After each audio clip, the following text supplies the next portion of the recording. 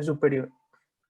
¿Estamos de acuerdo? De hecho, si te falta tejido en cualquier otro lado que no sea la porción inferior nasal, no es un coloboma. O fue un procedimiento quirúrgico o fue un procedimiento de otro tipo. Pero si te falta tejido en la porción inferior nasal, eso sí es un coloboma. ¿Ok?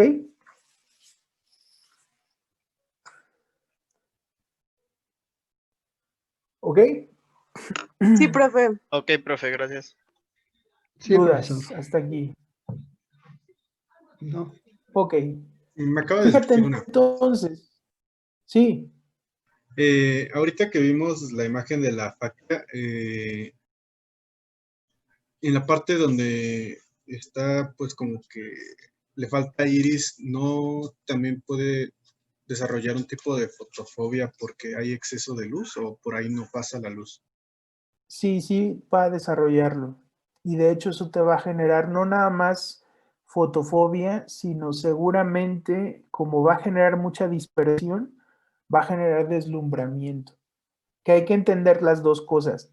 Una cosa es que tengas fotofobia y eso es que te moleste la luz, la incomodidad por la iluminación, ¿no? Que las cosas brillen con mucha facilidad. Y otra cosa es que tengas deslumbramiento. Si todo el mundo voltea a ver la imagen de Odilon, por ejemplo, se van a dar cuenta que tiene una puerta atrás que transmite mucha luz.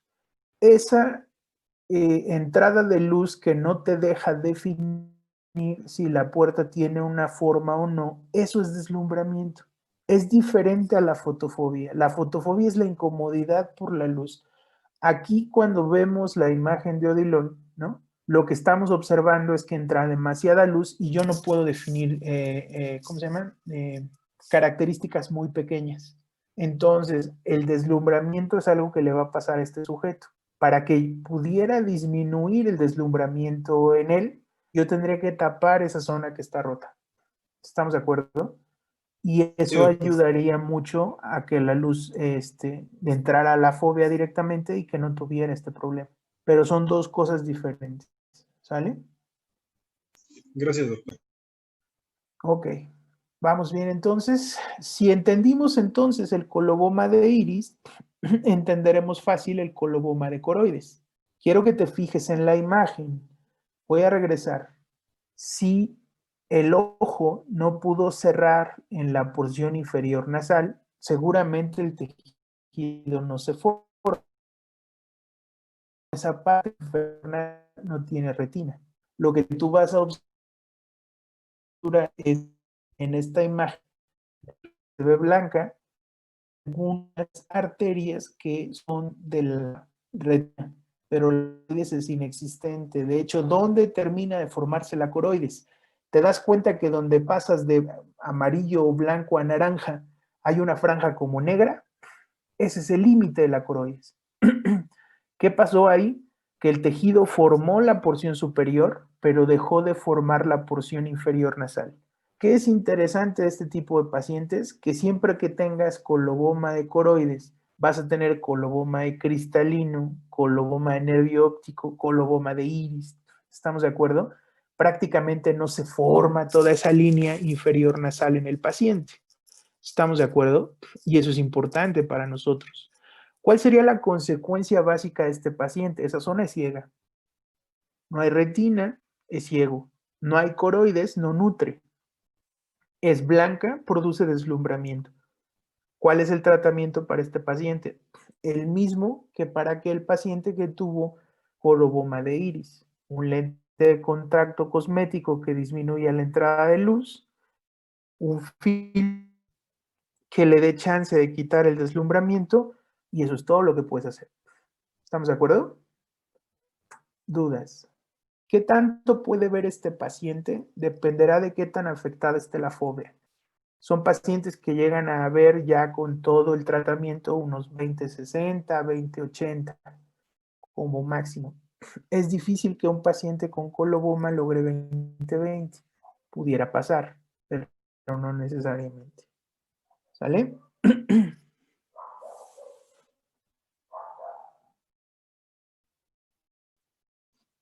¿Dudas? Disculpe, la ubicación de la coroides, o sea, ¿cómo se extiende en el ojo ocular, en el globo ocular? Tienes que acordarte, Odilon, que la coroides es la capa intermedia del ojo. Esto es de afuera hacia adentro. Correcto, de Primero afuera hacia va adentro. la esclerótica. Sí, gracias. Ajá, de afuera hacia adentro. Primero, la primera capa que tú puedes ver es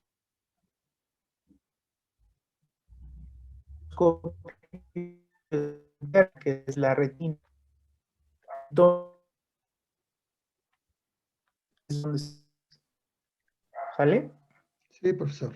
Sí, Profe, gracias. cortó su audio. Sí, tenemos problema con el audio. Hecho. Sí, dígame. Gracias. No, Sí, nada. un poquito. De Sí, nada.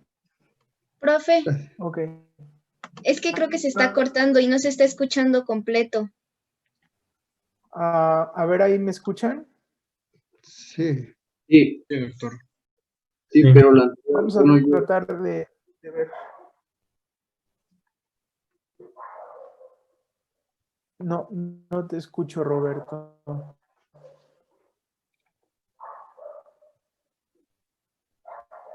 sí, profe, le decía que lo anterior, por decir, yo no lo entendí porque se cortó mucho, entonces no entendí la verdad. Perdón, profe, perdón. No, no te preocupes. Es que sigo escuchándote cortado. ¿Podrías Eh, ponerme tu pregunta en el chat mientras muevo aquí esta cosa? A ver si lo tenemos que mejor decía señal. es que todo lo de coloboma de coroides no se escuchó bien porque se estaba cortando. Ok, si no se escuchó bien todo lo de coroides, lo repetiré y ya me dicen si mejoró el audio. Tienes que acordarte que el ojo se forma tratando de formar una esfera de atrás hacia adelante. Y justo en la zona de inferior nasal va a ser la zona donde se va a fusionar todo el tejido. Primero se va a desarrollar la retina, después se va a desarrollar el cristalino y al final el iris. Si por alguna razón la retina no se forma, los demás tejidos tampoco. Entonces, coroides, que es un espacio anterior a la retina, anterior porque se forma antes de, o previo a la retina, que es la mejor de las palabras, si no se forma, no se va a poder formar retina y no se va a poder formar lo demás.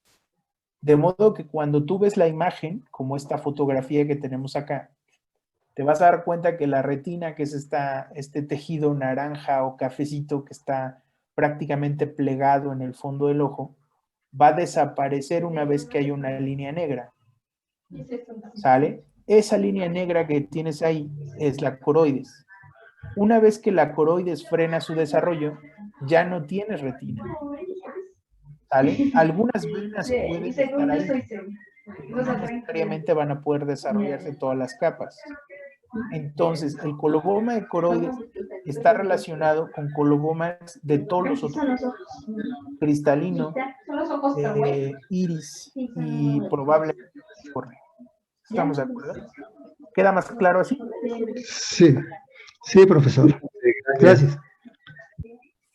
Ok. ¿Vamos bien todos? Sí, profe. Sí, Bien. profe.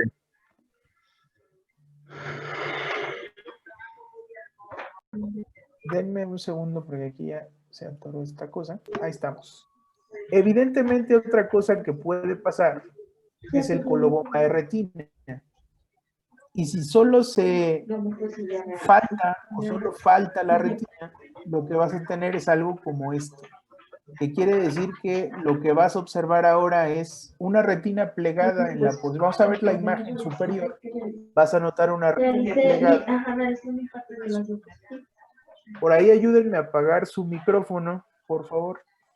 Hay una retina que está plegada en toda la porción periférica, pero hay una zona en donde pareciera que se quemó el tejido. Y de hecho tú lo que vas a ver es blanco en una zona. ¿Qué es interesante este rollo? En este paciente en particular, lo que pasó es que no se formó la retina, tienes un poco de coroides y lo que logras ver al fondo es la esclera. ¿Por qué sabemos esto? La retina en la imagen superior está observada en color café rojizo llegas a una zona de cicatrización que se ve negra como si hubiera estado quemada. Puedes ver venas alrededor o encima de este tejido. Debajo sigue siendo quemada la zona, eso es la coroides, y llega un punto en donde ves una zona específicamente blanca. ¿Qué pasó ahí? Que se formó la coroides, pero la retina no. Entonces puedes ver unas porciones específicas de esclera y la ausencia total de retina. Si tú ves la imagen inferior, te vas a dar cuenta de algo muy similar. Vas a ver una zona inmensa que parece que está quemada. Esa es la zona limitante de la coroides. Vas a ver algunas venas, ¿sale? Que son específicamente la coroides. ¿Por qué decimos de la coroides? Porque ya se ven hacia el fondo, ya no se ven encima como en la imagen anterior, ¿sale? Y vas a ver un poco de esclera. De hecho, hacia la porción inferior vas a notar unas cosas como blancas, ¿no? Como si fueran un pedacito de tela blanco, ¿no? Si lo notan, eso es la retina que no se formó. Entonces, en este caso en particular, pues hay una formación de retina incompleta. Lo interesante es que cuando esto pasa, pasa siempre en los dos ojos, ¿sale? Y se debe igual a una mala formación del tejido. Cuando la retina tiene un desarrollo anómalo, cuando se forma de manera incompleta, habitualmente tienes una malformación en los dos ojos. Si la afección altera también a la coroides, entonces eso puede ser unilateral. Cuando solo se afecta la retina, es un proceso prácticamente bilateral. ¿Sale? ¿Dudas? ¿Qué se hacen con estos casos? Ay, perdón. La misma situación, doctora. El mismo proceso. Habitualmente el tratamiento se basa en reducir la molestia que puede tener a la luz, reducir la dispersión de la misma y tratar de hacer que la retina que está funcionando sea exitosa. Por ejemplo, puedo ponerle un lente de contacto para que disminuya, un lente de contacto cosmético para que disminuya la entrada de luz. Puedo ponerle unos lentes con un filtro o con un tratamiento fotocromático y seguramente, como la porción nasal está afectada, puedo utilizar incluso prismas para que el paciente pueda ver con la retina temporal y entonces pueda adaptarse. ¿Sale? Sí, doctor, gracias. ¿Más preguntas? Sí, entonces la zona que parece como quemada es la zona de la coroides. Sí, doctor. Ok, ¿Vale? gracias. Ándale, pues.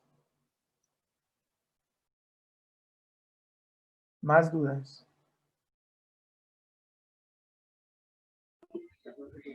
¿Cirugía funciona? No, nada, Correcto, nada. Ahora, correcto, pónganse a profesor. pensar que estas retinas son de bebés, ¿eh? No son retinas de adulto. Claro, son malformaciones de bebés. O sea, no estamos hablando de un paciente de 30 años. Estas retinas prácticamente son de bebés. Hay ¿Sale? una máquina japonesa donde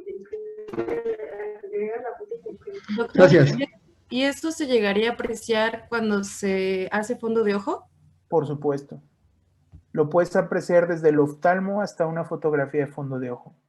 Y es muy evidente. Y habitualmente estos pacientes llegan porque la mamá te avisa que por las noches, por ejemplo, el niño no puede caminar o que se la pasa llorando porque no puede mantenerse quieto en momentos en los que la iluminación no es tan buena o en momentos en donde pasas de media iluminación a oscuridad, por ejemplo, media tarde. Son niños que ya no se quieren mover porque la sensibilidad al contraste y la visión se ve afectada de manera importantísima. Entonces son niños que no se quieren mover mucho, que no se quieren relacionar con el ambiente, que una vez que la iluminación es baja ya no se mueven y entonces por eso te los llevan, porque se preocupan, porque creen que la necesidad es de lentes. Otra cosa que es común es que estas lesiones, como están asociadas a síndromes, habitualmente las identifican desde el nacimiento. Entonces ya son niños que hay que tratar como si fueran de baja visión o ciegos y a los que hay que estar tratando con procesos de adaptación para que pueda caminar, para que pueda entender su entorno, para que les enseñes a partir partir de sensaciones más que de condiciones visuales. Prácticamente los educas como si fueran niños ciegos. ¿Sale? ¿Más dudas? Sí.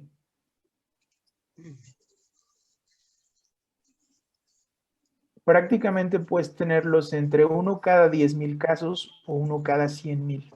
Suenan como casi que imposibles, ¿no? La verdad es que son muy comunes. Sobre todo cuando genéticamente ya tienes algún tipo de antecedente de algún síndrome en un paciente. Entonces, eso es prácticamente problemas. Si la mamá, por ejemplo, tuvo algún tipo de adicción durante el proceso del embarazo, si por alguna razón tuvo alguna hipoxia durante el desarrollo del feto, eso también te puede producir problemas, ¿no? Entonces, cuando piensas en 1 cada 10,000 o en 1 cada 100,000, pues a lo mejor dices, pues no hay tantos, pero la realidad es que en una población en donde estamos por encima de los 100 millones, pues esto es más común de lo que se esperaría, ¿sale? Ahora, hay bebés que tienen un desarrollo más favorable que otros. Aquellos que tienen colobomas, por ejemplo, tienen incluso una posibilidad de vivir más años que aquellos que tienen aniridia o aquellos que tienen anoftalmia. ¿Estamos de acuerdo? Entonces, esto también está relacionado con su capacidad de supervivencia. Entre menos afectado esté el ojo en términos funcionales, mayor capacidad de supervivencia tiene el niño. ¿Sale?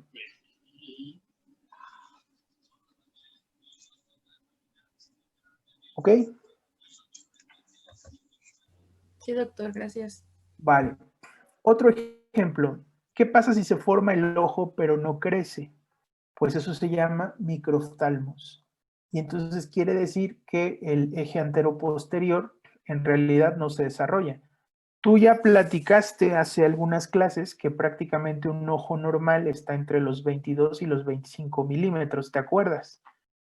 Un niño, por ejemplo, podría nacer con 22 milímetros. ¿Qué pasa si el ojo nace con 15 milímetros en lugar de 22? Y además que ese es un ojo funcional. Esto es muy interesante porque hay niños que pueden recuperar visión y que pueden tener prácticamente un 20-20 de visión. ¿Por qué son pequeños? Porque el cristalino no se forma. Y al no formarse el cristalino, no se exige el crecimiento del ojo. Esto es interesante porque yo te dije hace rato que los tejidos son secuenciales, que si no se forma la retina, no se forma el cristalino, y que si no se forma el cristalino, no se forma el iris. Luego vamos a aprender que los genes que te pueden permitir esto pueden solamente estar distraídos. Y si solamente están distraídos, generan problemas como este.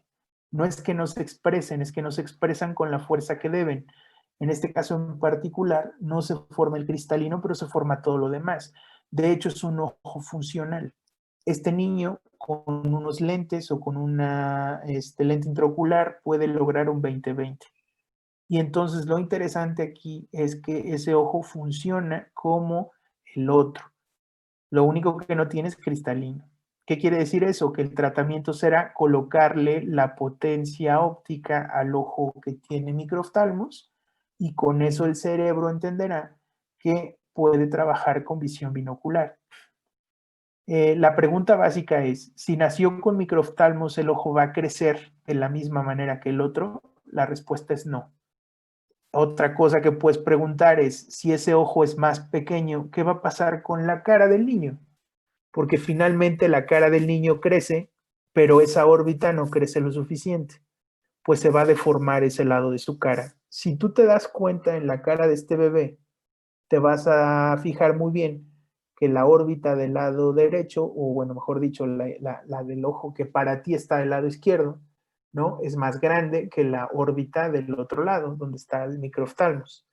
Te vas a dar cuenta que incluso la cara del lado donde está el microftalmos tiene menos tono muscular que el lado de la cara donde tiene el ojo normal.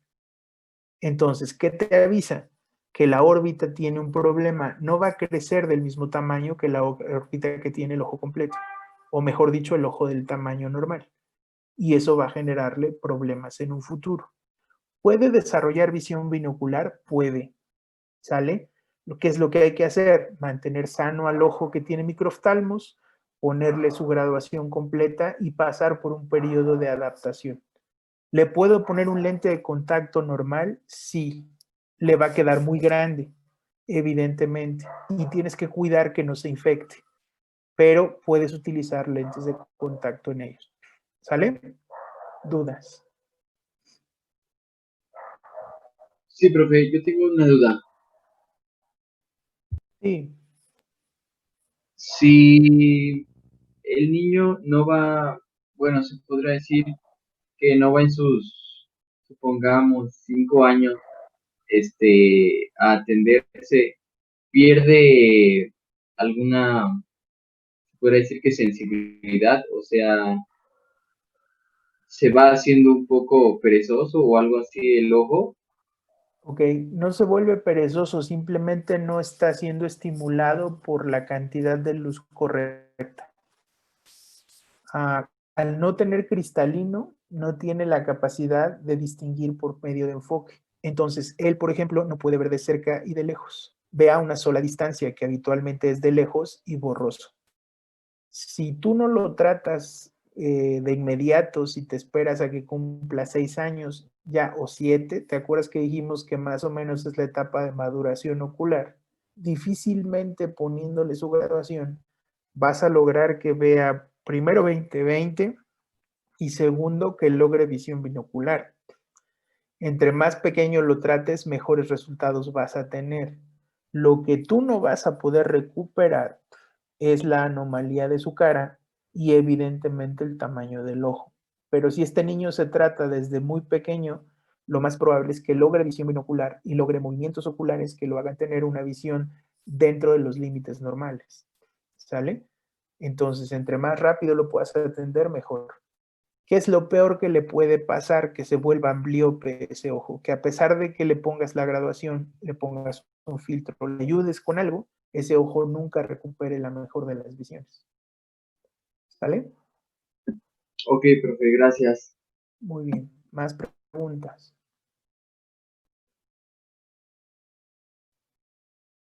No, doctor. ¿No? Perfecto. Sigamos entonces. ¿Qué otra cosa puede suceder? ¿Te acuerdas que yo te dije en algún momento y que el epitelio de la córnea era quien limitaba de alguna manera el crecimiento del estroma y que de alguna manera si tú jalaras a la córnea el límite antes de romperse fuera la fuerza del epitelio?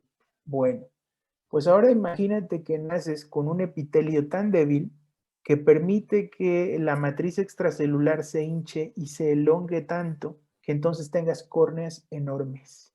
¿Alguna vez han visto la córnea de un gato, por ejemplo? Se han de haber dado cuenta que las córneas son muy grandotas, ¿cierto? De hecho, lo interesante de los gatos es que tienen ojos que brillan demasiado porque las curvaturas de la córnea son muy altas y entonces te permiten de alguna manera lograr esa visión de profundidad que cuando tú ves su ojo parece que la córnea es un domo transparente y muy brilloso.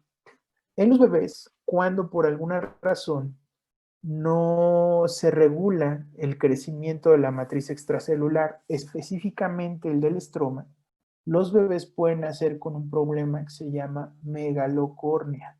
¿Qué quiere decir eso? Que el tejido conjuntivo no logra un límite y el epitelio es tan débil que el tejido conjuntivo sigue creciendo, el estroma se sigue haciendo curvo, curvo, curvo, y entonces no detiene el crecimiento de ese tejido. Eso hace que la esclera se vuelva no tan grande, pero sí se retraiga y entonces tenga una sensación de que los ojos del bebé son extremadamente grandes. Cosas que te tienen que llamar la atención. Habitualmente es bilateral y la presión intraocular de estos pacientes es normal, o sea, no es un problema que afecte la cámara anterior. Su presión intraocular es normal. Lo único que pasa es que el tejido conjuntivo crece demasiado. Imagínate ahora una córnea muy grande por la cual tiene que pasar el párpado.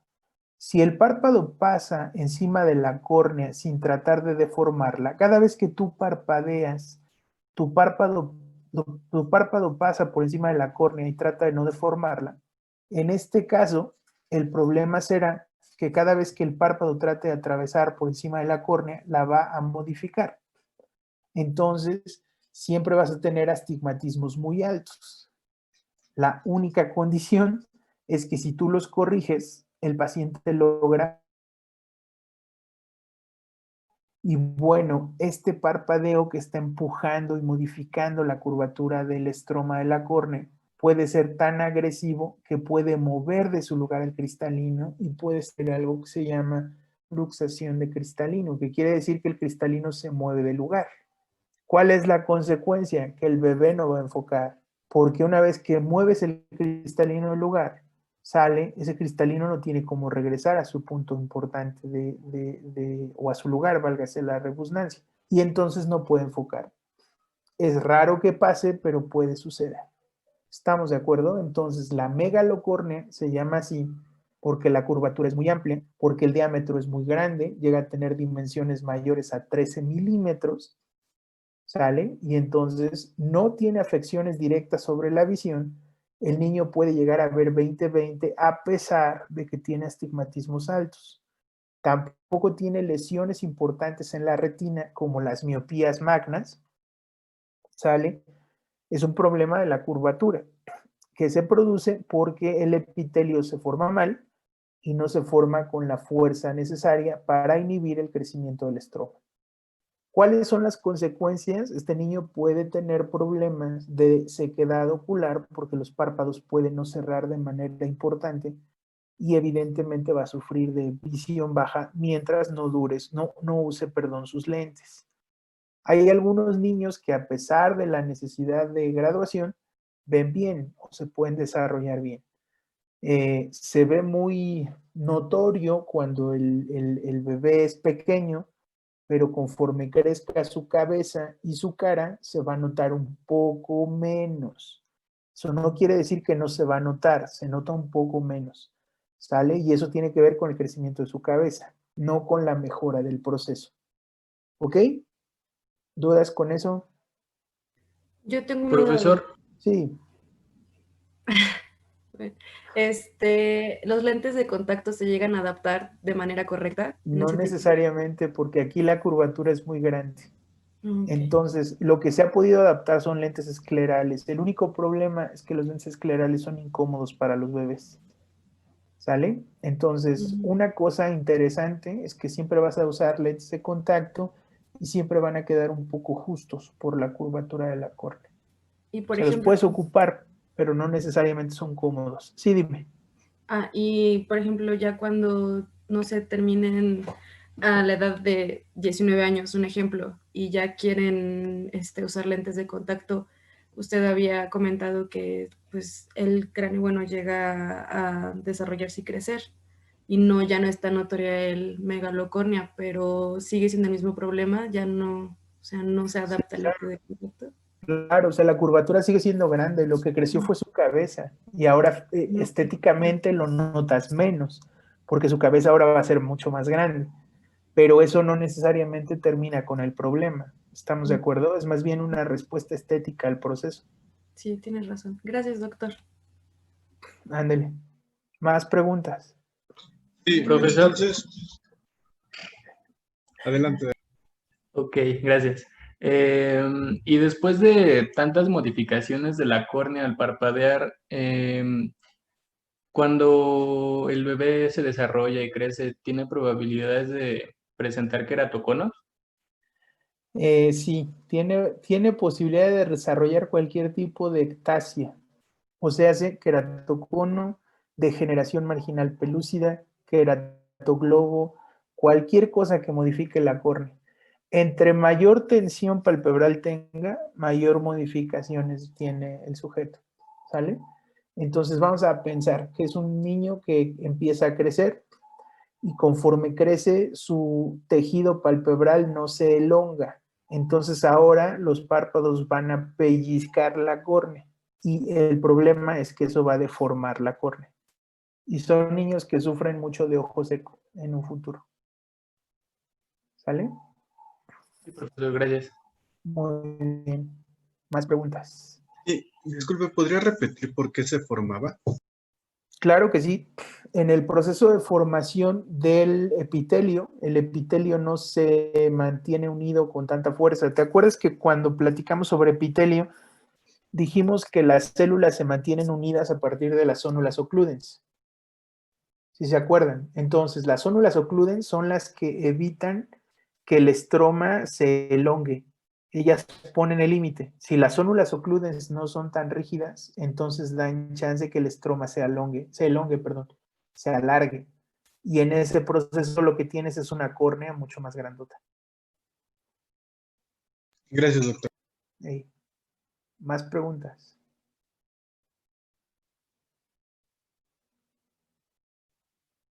¿Se habían imaginado todo esto?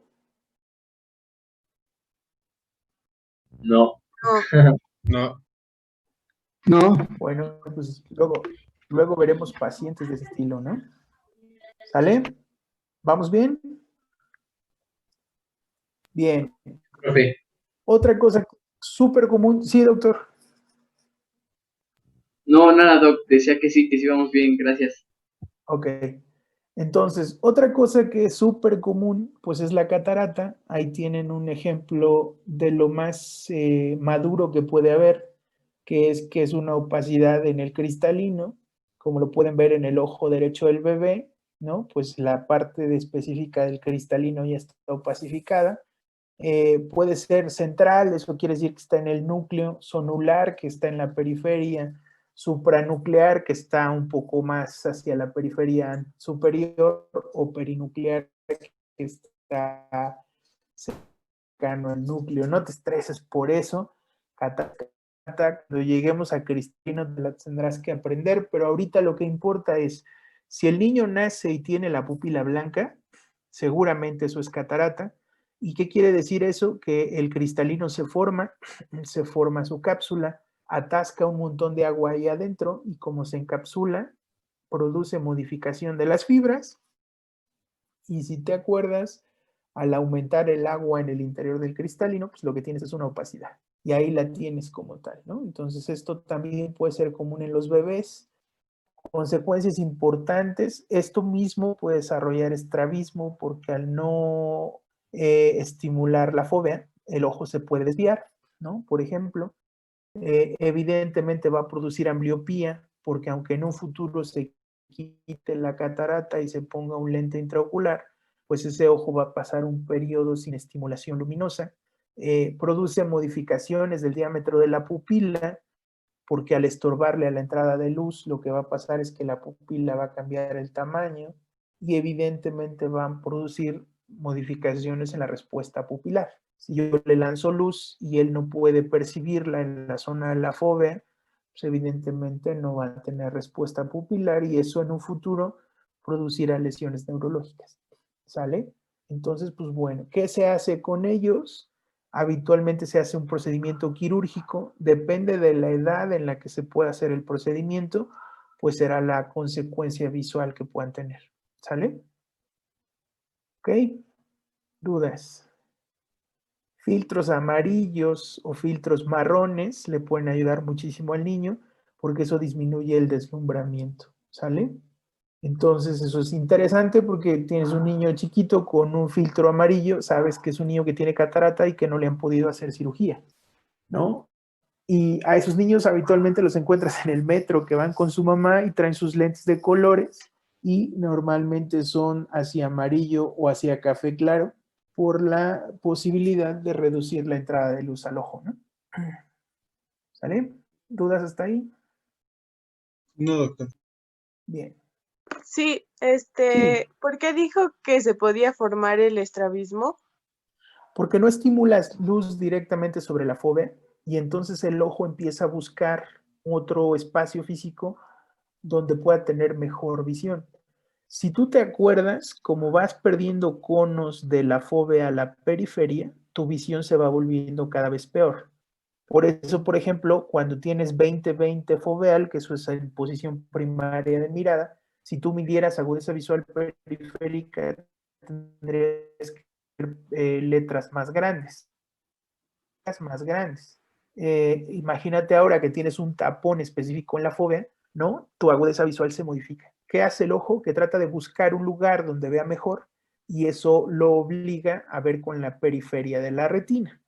En consecuencia, tu fobia no está estimulada y evidentemente tienes ambliopía. ¿Sale? Gracias, profe. De nada. ¿Más preguntas?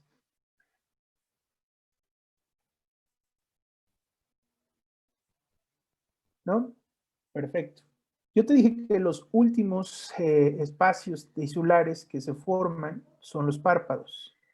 Y una patología que puedes encontrar con mucha frecuencia son los colobomas palpebrales.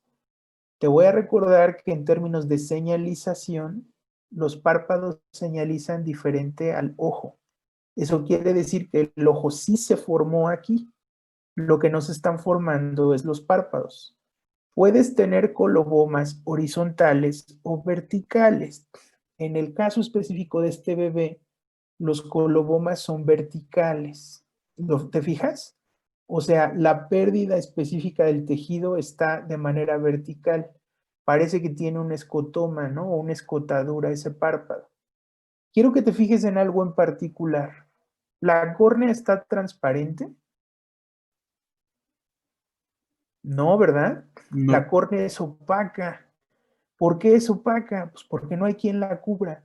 Esos párpados que en esencia tendrían que permitir que la lágrima se distribuya de forma homogénea, que mantengan mojada la córnea o a la superficie ocular, no lo están haciendo. Abusados. Los párpados se van a mover, ¿eh? O sea, el párpado va a tratar de cerrar y de abrir. Tu problema es que no hay quien cubra a la córnea. Y esa es la razón precisamente por la cual te vas a quedar con la córnea opacificada. Otra cosa que es importante, fíjate cómo hacia la porción nasal hay una zona que pareciera que es un circulito o una bolita que está justo en la comisura nasal de los párpados. Si la logras ver, es porque de cualquier manera el coloboma solamente es la no formación de tejido, ¿sale? Pero a veces el tejido no se forma ni se fija en donde esperas, sino que se lanza a otro lado. En este bebé, ¿sale? Lo que vas a tener es la parte que no se formó en el párpado, la está lanzando la nariz. Y entonces tienes un pliegue extra de párpado en la zona nasal, ¿sale? Que es lo que faltó en la porción vertical. Terrible. ¿Por qué terrible? Porque seguramente ese extra de piel que está creciendo en la porción nasal no deja que la lágrima se elimine bien. Y entonces el niño tenga infecciones frecuentes. Por eso, si te das cuenta, el borde inferior o el párpado inferior está hinchado y tiene secreción. ¿Lo notas? Se ve como amarillo. Eso es toda la lagaña que se le está pegando a la piel. Y evidentemente no tiene pestañas, porque el párpado no termina de formarse. Y lo último que se forma en los párpados son las glándulas que generan tanto las pestañas como la grasa de la lágrima. ¿Ok? ¿Más o menos? Una duda, doctor. Sí, dime. Esos pacientes que, bueno, dice que tiene la córnea opaca, ¿tienen sensibilidad a la luz? Pues sí, tienen mucha molestia a la luz, pero dependiendo del tiempo que hayan pasado sin protección, pueden tener ya incluso ceguera. ¿Sale? Entonces, ¿qué se puede hacer con ellos? Otra vez, un filtro que disminuya la luz, un lente de contacto que pueda permanecer mojada la superficie, eso también lo puedes hacer, porque el lente de contacto mojado te puede ayudar a que no tengas problema en la periferia, por ejemplo, ¿no? Nada más que hay que poner un buen lente que esté humectado todo el tiempo. Más dudas.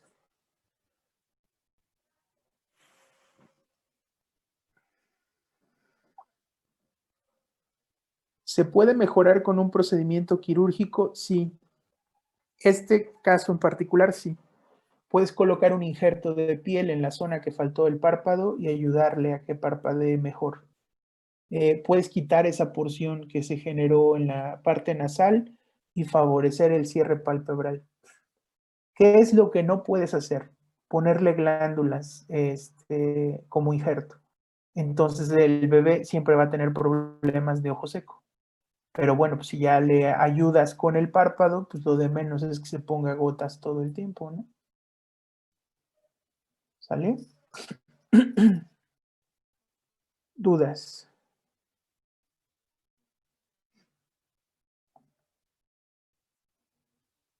¿No? No, doctor. Profe, ¿y este bebé cuánto va a poder ver? Uy, depende de qué tan opaca esté la córnea, Doc. Estos bebés, por ejemplo, si los cuidas bien desde que nacen, 20/20 sin problemas. Pero si pasan más de 3 semanas sin tratamiento, 20/200.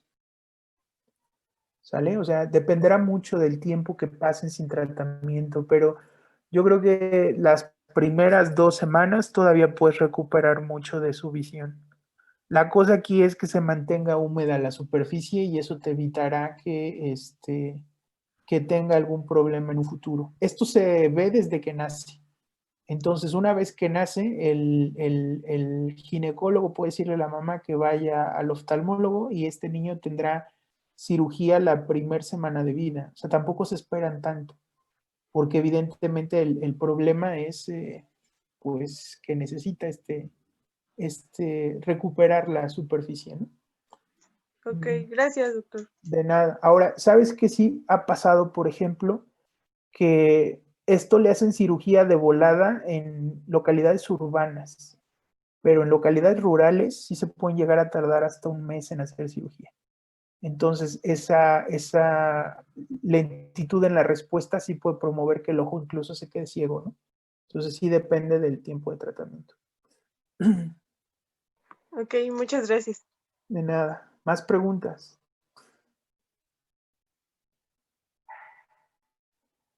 ¿No? Perfecto. Aquí no se formó el iris, por ejemplo. Fíjate en la imagen. Prácticamente vas a tener la raíz del iris. Y eso que estás viendo como raíz del iris, en realidad es el cuerpo ciliar. Entonces el iris no se forma. ¿Cuál creen que sería el problema más común de este bebé?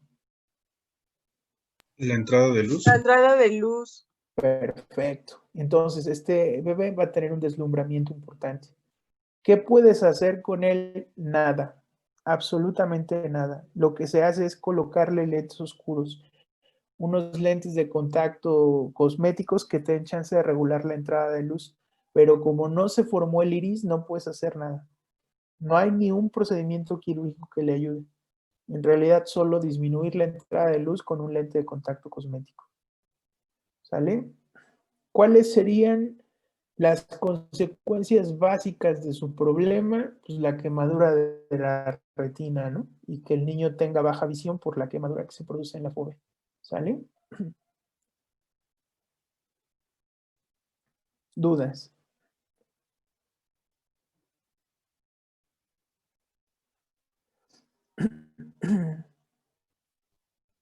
¿Cómo van? ¿Cómo se sienten? ¿Vamos bien? ¿Ya están hasta el gorro? ¿Cómo se sienten? Vamos bien. ¿Sí? Con hambre, pero bien. Ya, ya. Vamos a darle unos 15 minutos más y ya se pueden ir a comer. ¿Vale? ¿Vamos bien entonces? Vale. Fíjate aquí, por ejemplo, el problema es que el músculo que eleva al párpado no se forma como debe. Y entonces ahora tienes algo que se llama ptosis, que quiere decir que el párpado superior no sube con fuerza. Y eso quiere decir que el tercer par, que es el que lo mueve, no se desarrolla bien. Fíjate en la imagen superior donde solamente está la fotografía de los párpados. ¿Cómo te das cuenta que es una ptosis producida por tercer par? Fíjate cómo el ojo izquierdo del niño, el que estará de tu lado derecho, no nada más tiene el párpado caído. ¿Hacia dónde está el ojo? ¿Cómo se ve el iris del lado izquierdo comparado con el del lado derecho?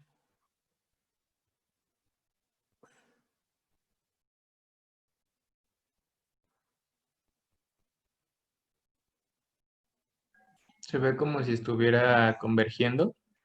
Claro, está primero hacia abajo y después hacia la nariz. Y eso no quiere decir que el ojo tenga un problema de estrabismo, ¿eh? Lo único que está diciendo es que como el párpado no sube, el ojo tiene una menor entrada de luz y está buscando un lugar para que pueda entrarle la luz suficiente a la fóvea. Si nosotros pudiéramos elevar ese párpado, ese ojo se coloca de la misma manera. Fíjate, por ejemplo, ahora en el bebé, en el de abajo, cómo está su ojo. Pues igual, ¿no? Hacia la porción nasal y hacia abajo. Entonces, es muy común que cuando tienes un paciente con tosis congénita, no quiere decir que es secundaria a otro problema, porque la tosis puede presentarse, por ejemplo, por una infección viral, los niños que tienen rubéola, sarampión, alguna cosa de estas, ¿no? Pueden presentar tosis, incluso por paperas. Pero la característica particular para entender si es congénita es que el ojo habitualmente está hacia la porción inferior y hacia la nariz.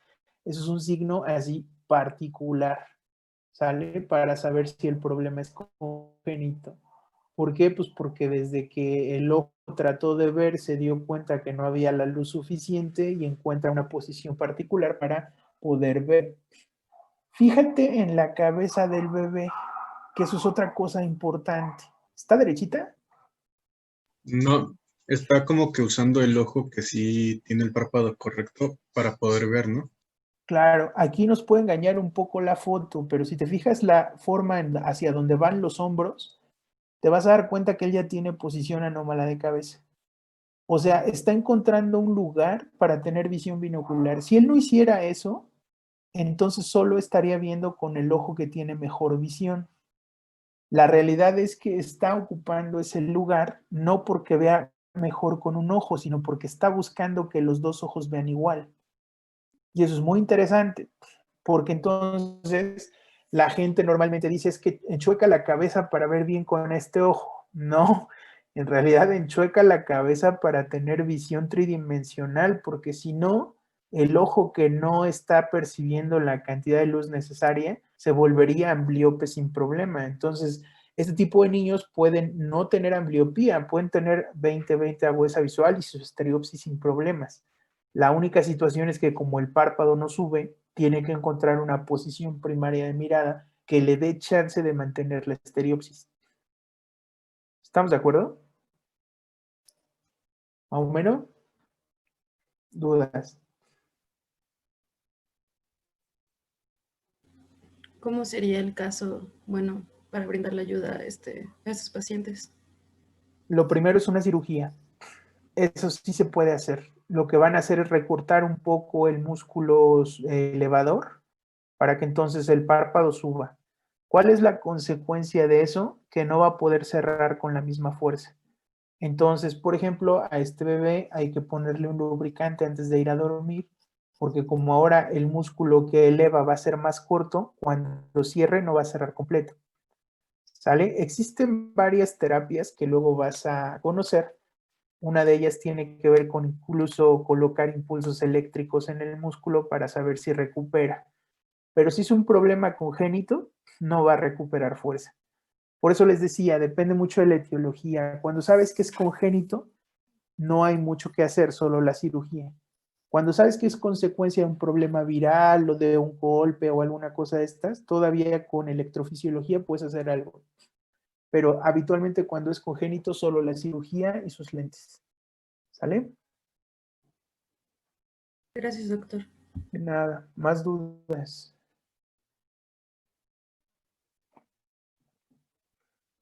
¿No? Perfecto. Yo ¿Es sí, bien común? Sí, doctora, dígame. ¿cuál es la causa pues, de la tosis congénita? Prácticamente que no se desarrolla el músculo elevador. ¿Sale? O se desarrolla, pero se desarrolla con muy poca fuerza. Entonces no tiene la fuerza para elevar el párpado. ¿Cómo sabes si se desarrolla pero con poca fuerza comparado con cuando no se desarrolla? Cuando no se desarrolla, el párpado no sube nada. Es una cortina que está encima del ojo y el niño no puede abrir el párpado. ¿Sale? Cuando se desarrolla pero no tiene mucha fuerza, Puedes elevar un poquito, que es el caso que tienes en las dos imágenes, pero jamás se eleva como el otro ojo. ¿De acuerdo? Entonces, o no se desarrolla nunca, o se desarrolla, pero no tiene la cantidad de fibras musculares para poder elevar el párpado. ¿Ok?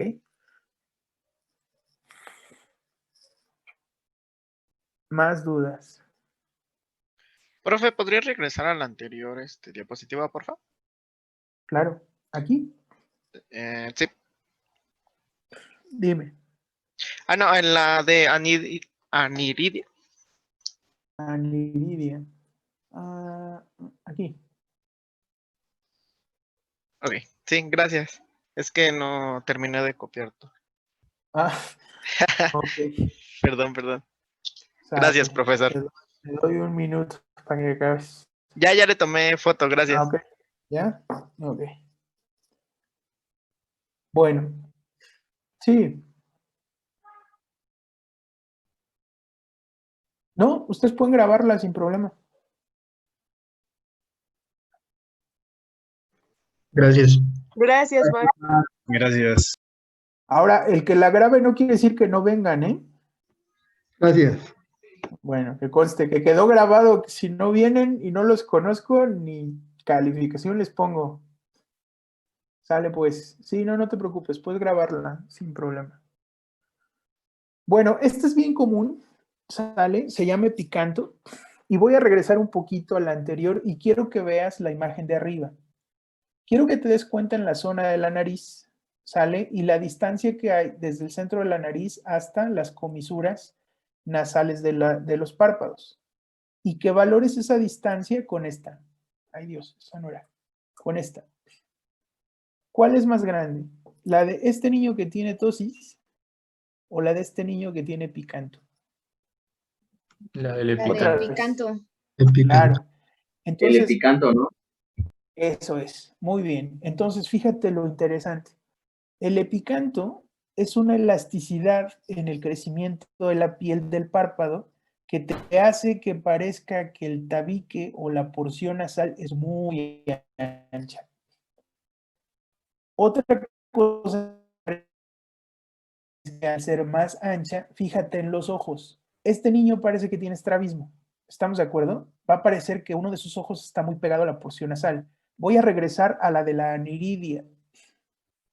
Fíjate cómo este niño no necesariamente parece que tiene los ojos desviados. Parece que la distancia entre el iris y el centro de la línea media es homogénea para ambos ojos, pero este no. Este parece que tiene un estrabismo convergente. Y lo más interesante es que la piel del párpado crece tanto y se vuelve tan elongada que si te das cuenta hacia la porción inferior de la parte nasal del párpado, tiene unos pliegues. ¿Sí lo logras ver? Como si fuera un plieguecito de piel que después llega hacia su mejilla. Esas condiciones, se llaman epicanto. ¿Qué es el epicanto? Pues es una flexibilidad de la piel prácticamente de la nariz, se llama vertical o se dice que es vertical porque genera un pliegue hacia la porción inferior. Y lo más interesante, es que ese pliegue va a desaparecer conforme crezca la cabeza del niño. Tarea para ustedes. Váyanse a buscar fotos de ustedes cuando tenían 1 año o 2 y busquen si ustedes tenían epicanto. Es bien común. De hecho, es tan común que para poder diferenciar entre si el niño de verdad tiene estrabismo o no, lo que haces es pellizcar un poco la nariz para que entonces puedas ver si de verdad se están desviando los ojos o no. Si cuando pellizcas un poquito la nariz, no fuerte para que no chille, los ojos parece que se enderezan, eso es epicanto. Si cuando pellizcas la nariz, los ojos siguen chuecos, eso te avisa que tienes estrabismo. Entonces, ¿qué es interesante en esta situación? La flexibilidad de la piel que genera este pliegue es una malformación de la piel. Lo gracioso es que la piel entiende que ya no tiene por qué volver a crecer y conforme va creciendo el cráneo del niño, conforme va creciendo su cabeza, ese pliegue desaparece y entonces ya no pasa nada. Pero no es normal que eso suceda, pero es súper común que pase. ¿Estamos de acuerdo? Es tan común que pasa prácticamente en el 80% de los niños en los primeros 2 años. ¿Estamos de acuerdo? Entonces, no es patológico, no tiene que ver con ningún tipo de deformación. Los niños tienen muy buena visión, no tiene nada que ver con la formación del ojo, es más bien una elasticidad anómala de la piel que se pierde con la edad. Conforme crezca su cabeza y su nariz, eso desaparece. ¿Ok? ¿Dudas?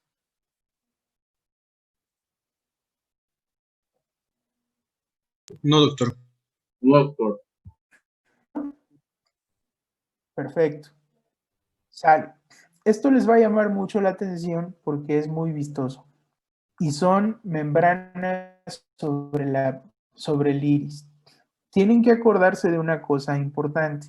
Cuando se forma el iris, sale, siempre es tejido conjuntivo y encima epitelio con melanina.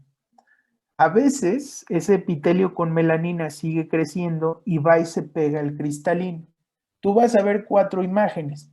Quiero que veas la imagen superior izquierda y te vas a dar cuenta cómo hay unas fibras muy gruesas que crecen hacia el centro de la pupila y luego hay un montón de epitelio pigmentado pegado al cristalino. Eso puede ser normal en cualquier paciente. De hecho, una característica importante es que puede ser normal mientras que se desprenda con el tiempo. Si no se desprende con el tiempo, no va a permitir que la pupila se haga grande cuando haya oscuridad y entonces, desgraciadamente, ese cuate va a tener muchos problemas de visión. Sin embargo, si esto sucede, que es que se desprenda cuando la pupila cambie de tamaño, pues no pasa nada, simplemente ahí va a estar. ¿Qué puede pasar con el epitelio que está pegado? Porque si te das cuenta, el epitelio pigmentado puede estar pegado en el cristalino en la imagen superior izquierda, la imagen inferior izquierda y la imagen inferior derecha. ¿Qué va a pasar con ese tejido que ya se pegó? Nada, ahí se queda. ¿Es patológico? No. ¿Baja la visión? A veces. ¿Qué se puede hacer? Nada. Hay algunos oftalmólogos que tratan de quemarlo con láser y el problema es que sí se llega a desprender, pero después tapa la salida del humor acuoso. Entonces tu bronca es que por una condición estética puedes desarrollar glaucoma. ¿Cuál es el pronóstico de este tipo de pacientes? La verdad es que es un pronóstico bueno porque no es patológico y únicamente podrían quejarse los pacientes por una condición estética. ¿Hay cirugías para quitar esto? Sí. Son cirugías costosas, son cirugías estéticas, puedes quitarlo, pero no es común que se puedan hacer. ¿Estamos de acuerdo? Porque en realidad no es un proceso que afecte la visión ni nada por el estilo. Pero bueno, pues es muy notorio y eso se llama membrana pupilar persistente. ¿Ok? Profe, ¿y la cirugía trae repercusiones? No, en realidad lo único que hacen es como cortar ese tejido que está de más y no tienes complicaciones en realidad.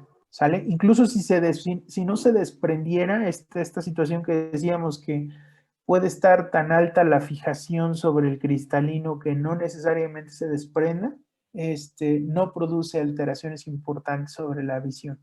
¿Sale? Entonces no pasa mucho. Ok, profe. Gracias. ¿Sale? ¿De qué? ¿Más dudas?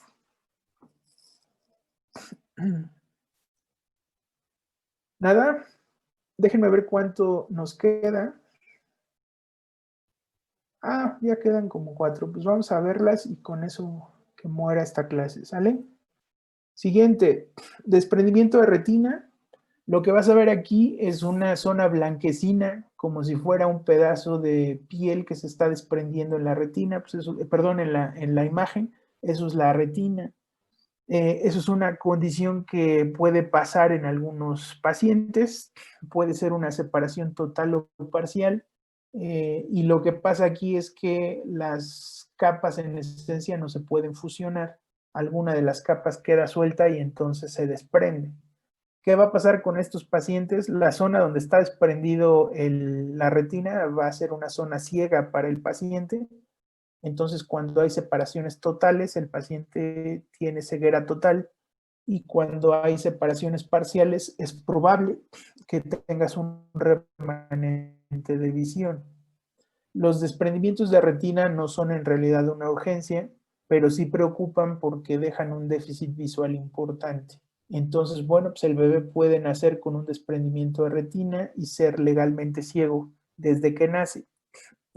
Si es un bebé que nace con una retina muy delgada y algunas zonas desprendidas, pues habrá que cuidar que no se pegue en la cabeza y que no se agite con frecuencia, porque si no, eso también producirá desprendimiento de la retina y en consecuencia lo puede dejar ciego. ¿Sale? ¿Vamos bien? Sí, doctor. ¿Ok? Sí, Vale. Otra cosa que puede suceder de manera común es que cuando se forma el cristalino, como es un tejido avascular, ya lo habíamos platicado, no tiene arterias ni venas, y que en consecuencia eso hace que no tengas cáncer, ¿se acuerdan de eso? Entonces, cuando se empieza a formar, necesitará vascularización de algún lado. Cuando estás en las primeras etapas de formación del ojo, hay una vena y una arteria que van directamente de la retina al cristalino y esa arteria se llama arteria hialoidea, con H, hialoidea. Esa arteria hialoidea, cuando determina que el cristalino ya es maduro, se reabsorbe y desaparece. Pero hay pacientes en donde no desaparece toda la arteria y deja esa línea que tú puedes ver tanto en la imagen en blanco y negro, en esa condición diagonal, como en la imagen inferior, que pareciera que hay un tubo que llega a la papila. ¿Sí la ven? Entonces, de manera natural, deja el camino y deja algunas células endoteliales que se quedan a lo largo de la vida. No es patológico. Un paciente con restos de hialoides puede vivir bien, puede tener una buena visión, pero pues es un remanente genético de lo que pudo haber sido la vascularización del cristalino. Cuando regresemos, les voy a enseñar a buscarla con la lámpara de hendidura y son imágenes muy interesantes que se pueden ver en casi que el 60% de los pacientes. Entonces, pues para que aprendan a usar la lámpara y para que puedan identificar la arteria hialoidea, ¿no? Entonces, el que quede ahí a lo largo de tu vida no genera problemas y bueno, pues se llama hialoides persistente, lo que quiere decir que pues ahí se quedó, pero no genera ninguna situación. De hecho, ni siquiera en los pacientes en los que permanece permite el desarrollo de cáncer en el cristalino, ¿no? Entonces, pues eso es así. ¿Ok? Y una de las últimas lesiones que puede ser extremadamente agresiva para el desarrollo ocular es esta que se llama criptoftalmos, que quiere decir que el ojo se forma, los párpados se forman, pero nunca se forma la fisura palpebral, con lo cual los párpados no se separan. Entonces el bebé tiene un ojo funcional, pero que no puede ver porque los párpados no se separan y en consecuencia pues no puede estimularse por luz ese ojo. ¿Qué se hace con estos bebés? Pues se les hace una cirugía para generar de forma obligada una apertura palpebral. A veces los músculos no necesariamente están bien formados y como no están bien formados, entonces no puede parpadear bien.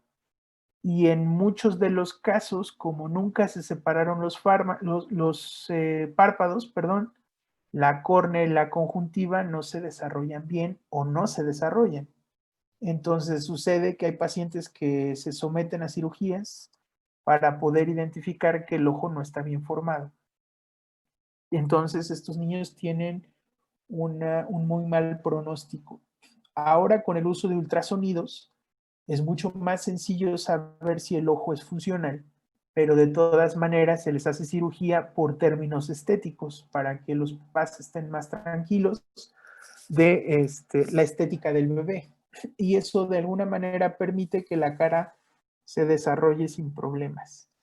Necesitará prótesis de cejas y de pestañas, y en la mayor parte de las ocasiones prótesis oculares. ¿Sale? Entonces es una lesión bastante agresiva y tampoco hay mucho que hacer por él. ¿Sale? ¿Dudas? No, doctor. ¿No? No, profesor. Bueno, entonces, conclusiones del día de hoy. Debido a que la formación ocular es un proceso que depende de la inducción, y ya lo habíamos platicado, inhibir ese proceso produce alteraciones en el ojo. ¿Por qué dijimos que depende de la inducción? De la inducción, de atrás hacia adelante. Si se forma la retina, se forma el cristalino. Si se forma el cristalino, se forma el cuerpo ciliar. Si se forma el cuerpo ciliar, la córnea. Y si se forma la córnea, los párpados. A eso llamamos inducción. Si rompes esa cadena, hay alteraciones. ¿Sale? La mayoría de las alteraciones son una consecuencia del cierre de algo que se llamará cisura óptica. Y repetimos el ejemplo de pensar que tengo una servilleta que primero armará un cilindro antes de darle forma de esfera. Esa zona donde las dos orillas del papel formarán el cilindro se tendría que cerrar, y no necesariamente se cierra. Esa cisura óptica, si no se cierra, desarrolla un montón de formaciones agresivas. ¿De acuerdo? Entre más temprana sea la formación de la agresión, pues más agresiva es. Esto es, entre más temprano durante el proceso de formación se genere un problema de señalización, pues la consecuencia es más terrible, como la no formación de párpados, como la no formación incluso del ojo. ¿Se acuerdan de eso? ¿Sale? A etapas más tardías, las alteraciones son menos agresivas y la funcionalidad del tejido puede ser normal. Ahí hay un error ortográfico. Pero bueno, entonces, entre más tardío sea el problema, menos agresividad vas a tener. Como por ejemplo en aquella ptosis en donde en realidad el ojo funciona, o en la megalocornea. ¿Estamos de acuerdo? Bueno, ahí tienen algunas referencias. ¿Dudas hasta acá?